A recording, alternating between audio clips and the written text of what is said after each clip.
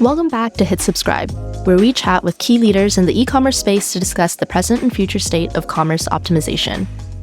I'm your host, Kat, content marketing strategist at Recharge. Today's episode is actually a continuation of the last merchant segment where we spoke with Anna Simon from Primal Kitchen. In that episode, we spoke about strategies to maximize AOV and LTV, and today we'll explore the journey from startup to acquisition and what changed or didn't as a result. We talked a lot about the insights that you shared and also gained from ChargeX, kind of bringing it back to Primal Kitchen and then that journey. This has all, I guess, helped you grow to what it is today. But going back to the beginning, can you tell me a bit about the journey of going from the startup and like being in the living room, tasting new recipes to acquisition and post-acquisition? Like, what did that process look like? Honestly, I think a lot of that explosive growth has come through or been fueled by our community.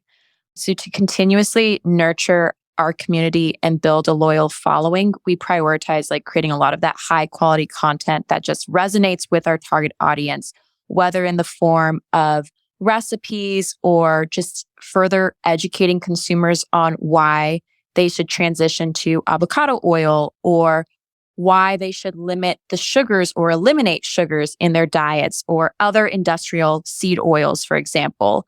So that has all helped us grow and evolve as a brand. One thing we've learned is that the best way for brands to grow over the long term is to nurture those consumers while also being on the search for new buyers. Your existing customers are your biggest advocates and can help you spread the word about your brand to their friends and family. And that's why it's so important to invest in building a strong relationship with them, whether that's through those personalized marketing campaigns or exceptional customer service or exclusive offers and promotions. And then at the same time, it's important to expand your reach and be on the lookout for new buyers who may not be familiar with your brand just yet.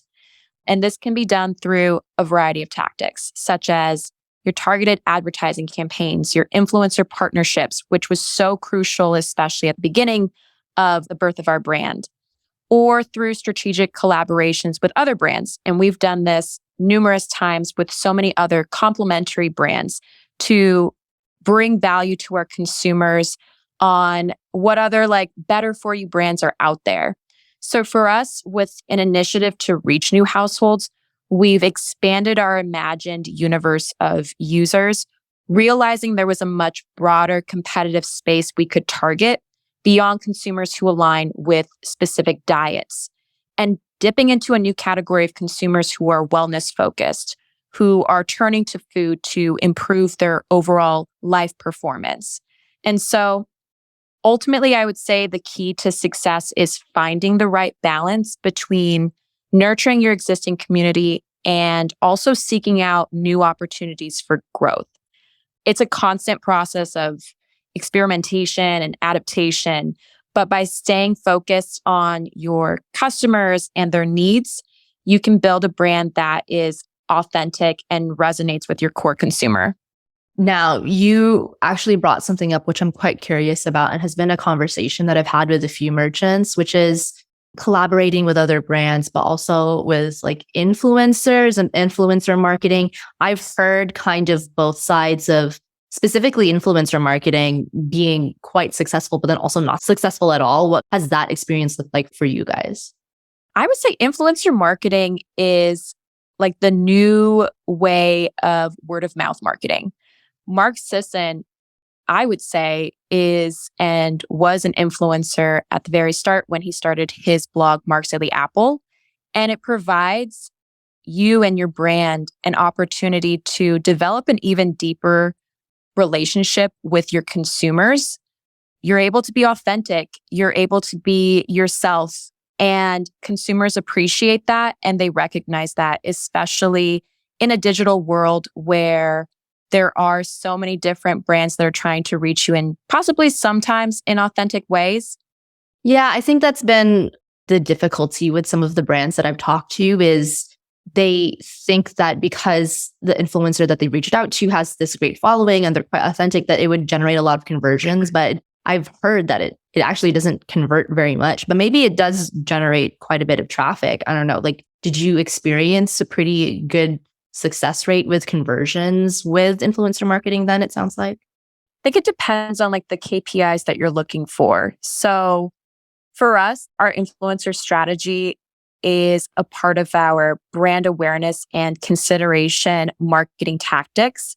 The whole point of our influencer marketing is, yes, to expand the number of people that we're reaching out to, but then to also get a little bit more strategic so that we are leveraging our influencers to drive that traffic back to our site, whether that be a landing page or a specific offer for those particular influencers. I will say from like a conversion standpoint, attribution is so difficult to track. And so it can make it seem like, oh, maybe my influencer campaign isn't necessarily working just because your influencer campaign is not necessarily the last touch point for a consumer doesn't mean that it's not helping to push them along that journey to make that purchase. Right. Yeah, that's actually a really good point too. Like, I think, yeah, especially with smaller brands that I've talked to, they do imagine that influencer marketing is the last touch point before conversion. Well, I think what you're talking about makes a lot more sense because generally speaking, with influencers and that field of people, I guess, their power is just in influencing and kind of starting that conversation, not necessarily the conversion. So I think it's really important to understand the goals that you have behind those kinds of campaigns. So that's really cool. Exactly.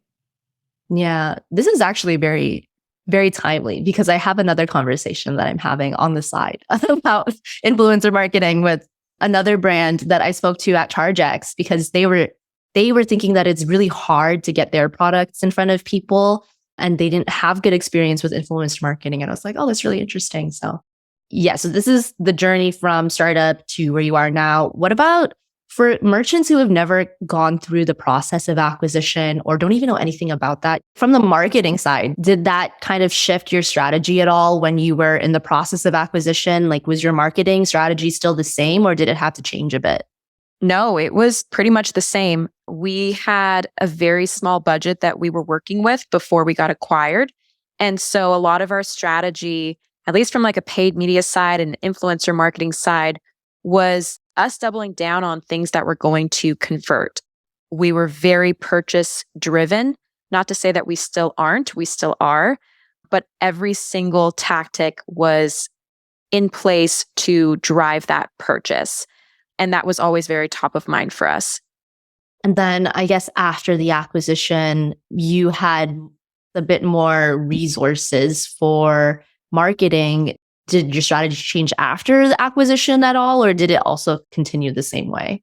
So it's been such a big blessing that we've been able to still operate autonomously with the resources from our parent company. As far as the marketing strategy goes, with a bigger budget, we've been able to invest a lot more into some of our upper funnel campaigns and some of those more traffic driven campaigns, which has allowed us to expand reach into new consumer bases versus us being very niche focused on like specific diet types or people who follow certain dietary lifestyles. And that's what you were referring to earlier with people who are invested in their wellness journey and like optimizing their performance in life. Is that what you're referring to now? Exactly. Gotcha. Yeah, that's really awesome. Is there any advice that you would give to a smaller merchant that kind of wants to follow on the same path as you guys? I would say be authentic and experiment. You do not know what's going to work without testing it out first. Take the guesswork out of everything that you do, whether it be an advertising campaign, whether it's the implementation of a new feature on your website, or if it's working with a particular brand or two. Experiment, experiment, experiment.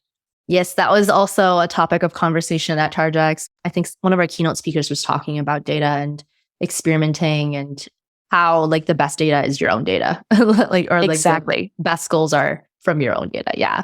Cool. So what's on the roadmap? What's happening right now that's really exciting for Primal Kitchen? It sounds like you have some sort of campaign going on. We do. We have our TikTok Sidewalk Mayo Chats, which is a new series that we're launching on our TikTok channel. We've had our team go out on the busy streets of LA, and they'll be traveling across the US to other big cities to ask and figure out why or whether Gen Z hates mayo. We just launched a new product called Whip Dressing and Spread, which is almost like, I wouldn't say an alternative to mayo. It still falls within this mayo category, but is a great option for people who don't necessarily like mayo, but want something similar to it. But it doesn't have any eggs. So that's like the biggest difference between our mayo and our whip. But these sidewalk chats are so fun and engaging. And again, just thinking about how to continuously nurture your community, engaging content like that just, again, extends beyond just product information is a fun way for consumers to interact with the brand. I'm going to follow you guys on TikTok and then find the series because I'm actually super curious. It's kind of crazy how polarizing like sauce choices and condiment options can be. It is, but that's why we've got a quiz on our website if you ever want to go take it. We have a couple different quizzes, actually. So we have a which dressing are you quiz. And we also have a couple of other quizzes around just the best type of buffalo sauce for you, or whether you would prefer a spicy, sweet, or unsweetened version of our products. And so there are some fun, engaging ways for you to also figure out which products might resonate with you, depending on like the types of recipes that you might want to create, as well as your own taste preferences. That's like those BuzzFeed quizzes I used to take in university. And you just like pick a couple of questions and it's like, what animal are you? That's exactly what it's like. And I love them too. Cool. Okay, well, this has been really great. I think the last question I have for you is actually brought on by a quick chat I had at ChargeX again. Lots of cool conversations that came from that. But I had a conversation with somebody who I interviewed and they were saying that they're trying to say yes to more things right now. Like that's their resolution for 2023. What about you? What are you currently working on?